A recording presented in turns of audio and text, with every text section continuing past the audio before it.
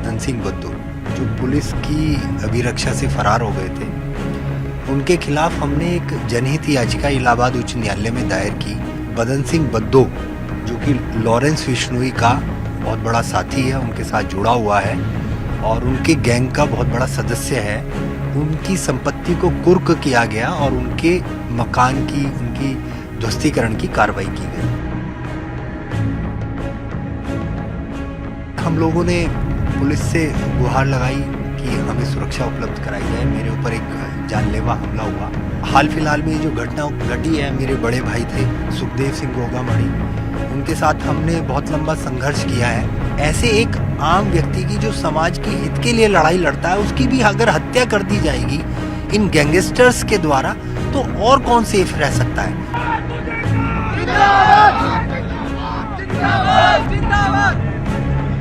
जय भवानी, जय भवानी,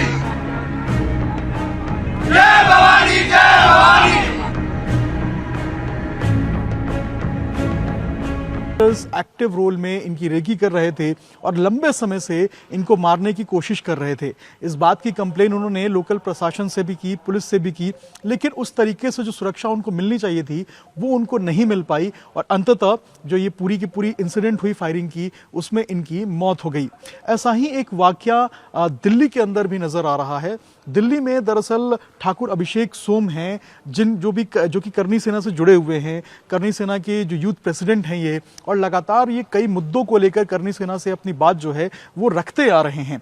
इनको भी जो सेम गैंगस्टर है जिसके बारे में आरोप लग रहा है कि उसने जो है पूरे तरीके सुखदेव सिंह गोगामणि की हत्या कराई, उसने उनकी जो एक पूरी कहिए तो एक सिंडिकेट ने इनको भी धमकी दी थी जान से मारने की। इन्होंने भी सुरक्षा की गुहार लगाई थी, लेकिन अब तक इनकी जो सुरक्षा है वो मुहैया नहीं हो पाई है और अब भी इनको जो है वो डर लग रहा है, दहशत में है, और खास करके तब जब कल इस तरीके से हत्याकांड को अंजाम दिया गया। ठाकुर सोम हमारे साथी हैं। अभिषेक जी, क्या हुआ था पूरा वाकया, कब आपको धमकी मिली थी और कौन है ये लोग जो आपको धमकी दिए थे? देखिए, मैं मेरठ का रहने वाला हूँ। मेरा नाम ठाकुर अभिषेक सोम है और मैं सोशल एक्टिविस्ट हूँ। मेरठ के कुख्यात अपराधी हैं जिनका नाम है बदन सिंह बद्दू, जो पुलिस की अभिरक्षा से फरार हो गए थे। उनके खिलाफ हमने एक जनहित याचिका इलाहाबाद उच्च न्यायालय में दायर की, जिसमें इलाहाबाद उच्च न्यायालय के चीफ जस्टिस ने एक एडिशनल चीफ सेक्रेटरी होम को पर्सनल एक्सप्लेनेशन कॉल किया और उनसे पर्सनली एफिडेविट मांगा वहाँ पे। तब जाके बदन सिंह बद्दू, जो कि लॉरेंस विश्नोई का बहुत बड़ा साथी है, उनके साथ जुड़ा हुआ है और उनके गैंग का बहुत बड़ा सदस्य है, उनकी संपत्ति को कुर्क किया गया और उनके मकान की, उनकी ध्वस्तीकरण की कार्रवाई की गई। उसके बाद हम लोगों ने पुलिस से गुहार लगाई कि हमें सुरक्षा उपलब्ध कराई जाए। मेरे ऊपर एक जानलेवा हमला हुआ और मैंने नोएडा के थाना एक्सप्रेसवे में वो मुकदमा पंजीकृत कराया बदन सिंह बद्दू के खिलाफ। और मैं होम सेक्रेटरी ऑफ यूपी से मिला, संजय प्रसाद सर से 2 बार मैं उनसे मिला, पर्सनली मिला, उनसे अनुरोध किया कि सर ये समस्याएं हैं और मुझे ये बहुत बड़ा बदमाश है, इससे उत्तर प्रदेश के पूर्व डीजीपी ब्रजलाल जी को भी ये धमकी देता रहता है। आज वो वर्तमान में ब्रजलाल जी राज्यसभा सांसद हैं, वो भी इतने बड़े ओहदे पर रहते हुए और अभी भी राज्यसभा सांसद हैं, इतने जब वो डरे हुए हैं, तो मैं तो एक बहुत सामान्य व्यक्ति हूँ, किसान परिवार से हूँ, तो मुझे भी सुरक्षा उपलब्ध कराई जाए। तो उत्तर प्रदेश पुलिस ने इसको थोड़ा गंभीरता से लिया और इसमें उन्होंने मुझे एक लेटर भी प्रेषित किया कि आपकी और आपके पूरे परिवार की हम लोग सुरक्षा का ध्यान रख रहे हैं। तो ये तभी एक इंसिडेंट और होता है कि लॉरेंस विश्नोई और ये बदन सिंह बद्दू दोनों ने एक उत्तर प्रदेश के सबसे बड़े कुख्यात अपराधी संजीव जीवा की लखनऊ कोर्ट के अंदर हत्या करा देते हैं। यूपी एसटीएफ ने उसका बदन सिंह बद्दू का उसमें नाम शामिल किया। तो बहुत मन बेचैन हुआ कि यार सुरक्षा मिलनी चाहिए। इलाहाबाद हाईकोर्ट गए, हाईकोर्ट में सुरक्षा की मांग करी तो उन्होंने डिविजनल कमिश्नर मेरठ के लिए लिख दिया कि जो मंडलीय कमेटी है इसको सीरियसली इसको ध्यान में रखते हुए तुरंत इस पर निर्णय ले। और मैं हाल फिलहाल में ये जो घटना घटी है, मेरे बड़े भाई थे सुखदेव सिंह गोगामड़ी, उनके साथ हमने बहुत लंबा संघर्ष किया है। पद्मावत के समय जब पद्मावत का हम विरोध कर रहे थे फिल्म का, तो 4-5 लोग मुख्य रूप से थे। हम लोग थे या महिपाल सिंह मकराना थे, या आपके सुखदेव सिंह गोगामड़ी थे, लोकेंद्र सिंह कालवी थे, सूरजपाल सिंह अम्मू थे। तो उन्होंने वो सामाजिक संगठन चलाते थे, वो कोई व्यापारी तो थे नहीं। ऐसे एक आम व्यक्ति की जो समाज के हित के लिए लड़ाई लड़ता है, उसकी भी अगर हत्या कर दी जाएगी इन गैंगस्टर्स के द्वारा, तो और कौन सेफ रह सकता है? फिर तो हम भी अनसेफ हैं, आप भी अनसेफ हैं, आपकी फैमिली है, हमारी फैमिली है, सबकी फैमिली है। तो ये इतना बड़ा विषय है कि वो कहीं कोई गैंगस्टर्स के बीच में नहीं थे, उनका कोई कॉमर्शियल ट्रेड नहीं था, कहीं कोई किसी से मुंह भाषा नहीं थी, कोई विरोधाभास नहीं था। आखिर ऐसा हुआ क्यों? तो ये एक राजनीतिक मर्डर है अभिषेक जी। ये एक इसके पीछे बहुत बड़ा राजनीतिक षड्यंत्र है।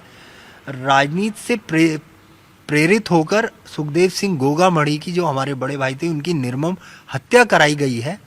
और आपने देखा होगा एक छुड़वैया नेता है जो चंद्रशेखर रावण उत्तर प्रदेश का है, वो भी हनुमंत सिंह बेनीवाल के साथ मिलकर करणी सेना को बहुत वगैरह वगैरह कहता रहता था। और हनुमंत सिंह बेनीवाल भी कहते थे कि करणी सेना पर आरोप प्रत्यारोप लगाते रहते थे, विरोध करते रहते थे। तो बड़ा दुर्भाग्य वाली बात है कि आज हमारे बीच में एक ऐसे शख्सियत नहीं रही है जिन्होंने समाज के लिए काम किया हो। और ऐसा नहीं कि वो इस विशेष रूप से राजपूतों के लिए कर रहे थे, ठाकुरों के लिए कर रहे थे, या क्षत्रिय समाज के लिए कर रहे थे, वो सभी समाजों के लिए। चाहे वो कोई भी अगर किसी के खिलाफ कोई बेचारे पे कोई अत्याचार कर रहा है तो उसके साथ खड़े हो जाते थे। और वो उसमें कोई जाति धर्म का विशेष रूप से कोई वो नहीं था कि यार ये राजपूत ही है तो मदद की जाएगी, कोई ब्राह्मण है तो भी मदद करते थे। JNU में लिख दिया था कि ब्राह्मण और बनियों को हम देश छोड़ा देंगे। तो सुखदेव सिंह, आज मुझे बात याद आ गई आपसे बात करते करते, तो सुखदेव सिंह गोगामड़ी ने कहा था जब JNU की दीवारों पर लिख दिया था कि देश में ब्राह्मणों को और बनियों को देश छोड़ना होगा, तो उन्होंने कहा कि ब्राह्मणों और बनियों से पहले राजपूतों की तलवार से गुजरना होगा, तब उनको देश छुड़वा पाएंगे। आप कितने साल से सुखदेव सिंह गोगामड़ी को जानते थे और आपके संबंध उनके साथ कैसे थे, और करणी सेना से आप लोग कैसे जुड़े थे? देखिए, हम लोग, मैं राष्ट्रीय श्री राजपूत करणी सेना का युवा का अध्यक्ष हूँ। और इसमें हम लोग सब, ऐसा नहीं है, जब हम लोग विरोध कर रहे थे तो जितने भी सामाजिक संगठन थे राजपूतों के पूरे देश के अंदर, वो सब एक मंच पर थे और सब एक दूसरे का सम्मान करते थे। हम बेशक हम उत्तर प्रदेश से लड़ाई लड़ रहे थे, पश्चिमी उत्तर प्रदेश की ज़मीन से लड़ाई लड़ रहे थे, चाहे गुजरात में चाहे राज परिवार था वो भी लड़ाई लड़ रहा था, चाहे आपका महाराष्ट्र में थे, चाहे बिहार के राजपूत थे, चाहे मध्य प्रदेश के थे, तो चाहे राजस्थान, तो राजपूताना स्टेट है ही। तो ऐसा नहीं है, तमाम आपस में बहुत ज़्यादा प्यार था, आपस में सम्मान था। पर बड़ा दुख का विषय है कि ऐसा भी हो सकता है कि यार जिन लोगों ने समाज के लिए काम कर रहे हैं वो तो हर विशेष वर्ग के लिए साथ खड़े होते थे, उनकी आखिर में ऐसा उनके साथ क्यों हुआ? भाई उनके भी बच्चे थे, परिवार थे, उन्होंने तो कोई गलत काम नहीं किया, सबकी मदद की है। तो मदद करने का ये वो मिलेगा, सिला मिलेगा, तो बड़े दुर्भाग्य की बात है। अभी भी आपको डर लग रहा है? और क्या आपको लगता है कि ये पूरा का पूरा जो गैंग ऑपरेट हो रहा है, ये गैंग कितना खतरनाक हो सकते हैं करणी सेना के लिए? क्योंकि आप दूसरे सदस्य हैं जो ये आरोप लगा रहे हैं कि आपको थ्रेट मिला है, डर लग रहा है, कितना ज्यादा खतरनाक है ये?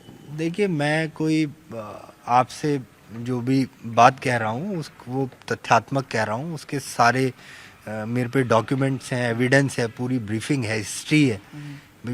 PIL दाखिल करी, जनहित याचिका दायर की, तो उसमें एक्सप्लेनेशन कॉल हुआ, फिर थ्रेट्स मिली, मुकदमा दर्ज कराया, फिर तमाम गुहारें लगाई, उत्तर प्रदेश पुलिस ने संज्ञान लिया, मुझे लेटर प्रेषित किया। ये इतने बड़े गैंगस्टर हैं जो अभी बदन सिंह बद्दो अभी तक फरार है। तो उत्तर प्रदेश के पूर्व DGP ब्रजलाल जी उनसे डरते हैं आज भी। तो ये इनके इतने बड़े हाथ हैं, इनको कुछ नहीं कर पाएगा। और इनको तो मुझे लगता है कि बस इनके सामने और किसी के पास कोई विकल्प भी नहीं है। क्या कर सकते हैं जब सरकार एक आम आदमी की, एक आम सामाजिक कार्यकर्ता की मदद ही नहीं कर रही है, तो फिर वो कैसे कैसे अपने आप को सुरक्षित महसूस करेगा। उसका परिवार होते हैं, उसके बच्चे होते हैं, उसके भाई होते हैं, उसकी बहनें होती हैं, उसकी माताएं हो, सब कैसे आम जीवन में कैसे वो जीवन जिएंगे। ये बड़े दुर्भाग्य की बात है। और उत्तर प्रदेश में कहते हैं कि बहुत बड़ा बदमाशों का सफाया हो गया। कहाँ बदमाशों का सफाया हो गया है भाई? आप बताइए, कोर्ट में न्यायालय में निर्मम हत्या कर दी जाती है उसकी। ये वो जो बदमाश था आपका संजीव जीवा, तो कहाँ? और यूपीएसटीएफ कर रही है, तो आज तक पकड़ा क्यों नहीं गया? हम लोग गुहार लगा रहे हैं। और क्या कर सकते हैं? हम पे कोई विकल्प भी नहीं है। ये सुरक्षा देंगे नहीं। और मुझे तो लगता है किसी दिन कोई ऐसी घटना हमारे साथ होगी। मैं आपके चैनल के माध्यम से कह रहा हूं, और ये बात मैं उत्तर प्रदेश सरकार तक पहुंचाना चाहता हूं, योगी जी तक पहुंचाना चाहता हूं, उनसे हाथ जोड़कर अनुरोध करता हूं, अगर मुझे और मेरे परिवार को, मेरे किसी भी सदस्य को अगर कोई क्षति पहुंचती है, उसके लिए उत्तर प्रदेश सरकार जिम्मेदार है, योगी जी खुद जिम्मेदार है, बिल्कुल जिम्मेदार है। सबसे पहले प्राथमिकता इनकी सुरक्षा देने की इनकी है। ये गुंडागर्दी पर अंकुश लगाने की इनकी है। अगर हमें कुछ होता है, मेरे परिवार को, मेरे परिवार के किसी सदस्य को होता है, तो उत्तर प्रदेश